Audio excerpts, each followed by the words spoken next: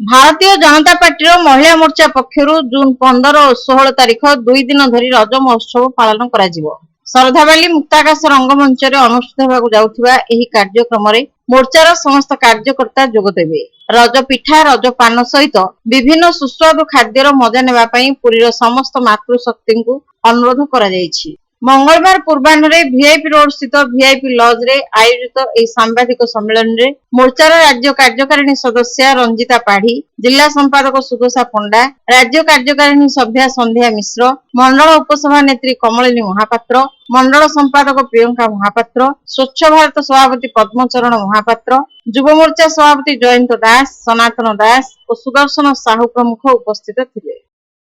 एई दिवस समस्त महिला माने अति आनंदर सहित अपेक्षा करिथांती। एई 3 दिन गोटे मातृशक्तिंकर पूजन दिवस, माँ धरित्रींकर पूजार दिवस। एई समयटा समस्ते आनंदर सहित एइथपई कटांती कारण आगामी फसलर उत्पादनर समय सेठु आरंभ होता है। आमे भारतीय जनता पार्टी आज एई पर्व को पूरी सहरवासी समस्तଙ୍କ सहित आनंदर सहित पालन करिया पई चाहुचंती।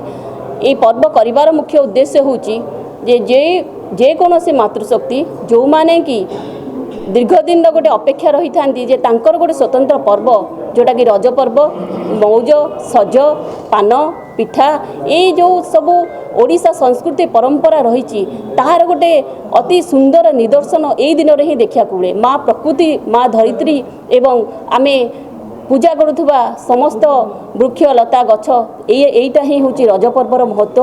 यही पर्वटा को आमे चाहूँ जे समस्त मातृशक्ति एटा को सुंदर भाव उपभोग करंतु। आमे जो 3 दिन कार्यक्रम अनुष्ठान करने को चाहूँ भारतीय जनता पार्टी आमर समस्त मातृमंडली माने अछंती।